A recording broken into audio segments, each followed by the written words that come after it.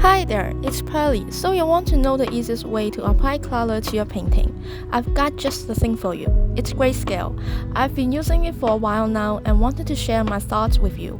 Before we dive in, I want to emphasize that I'm still exploring this technique. If I've missed something or if you have any insights, please feel free to comment below so we can learn and grow together. What is the grayscale technique, you may ask? It's a painting style in which the artist uses different shades of gray to create an image and then adds colors later. I first discovered this technique while watching speed paints by the talented artist Wallop. I think that's how you're supposed to pronounce it. After seeing his work, I was inspired to try it out myself. So first of all, I need a sketch. Done. After that, it's time to block out the shading and make sure to pay close attention to the reference while drawing the details. I also added some free-handed details to the pens to enhance the painting's overall look. Painting in grayscale has been a revelation for me. It's not just about the end results, but the journey it takes me on. By focusing solely on the shading and not worrying about colors, I've noticed a significant improvement in my drawing speed. This technique has also deepened my understanding of light, making the entire process more enjoyable and rewarding. Once I finish the grayscale painting, the next step is to add colors to the artwork. I achieve this by using different layer effects to adjust the color. First, I select the base color and apply it to different parts of the painting.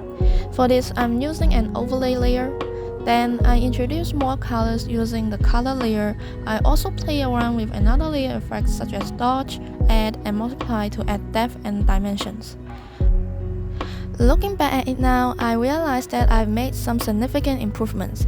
For instance, I'm using fewer layers now to achieve the same color scheme, whereas before I used way too many layers, which didn't even make much of a difference.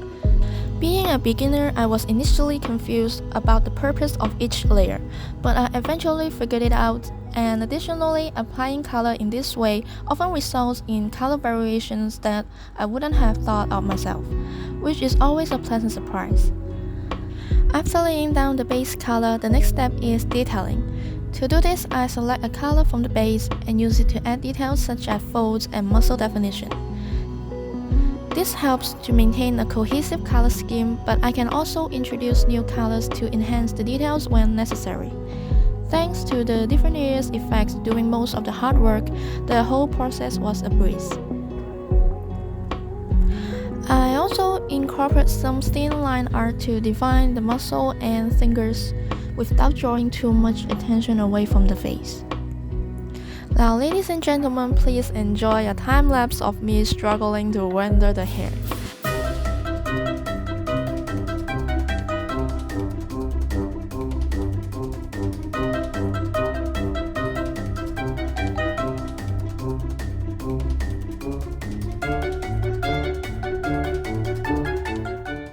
For some reason, I kept going back and forth while drawing it. I don't know why, okay?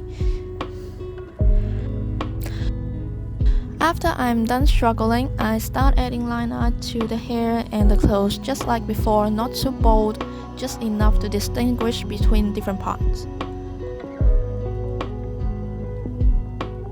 Finally, I just added a simple background to tie the whole piece together. Not gonna lie, not bad for a double. There's definitely some room for improvement, but overall I'm quite happy and enjoy throughout the process. Thanks for watching this little tutorial on how I use the grayscale technique. I'm not the best at explaining things, so I hope I didn't make this too confusing. Anyway, let's take a look at the final results.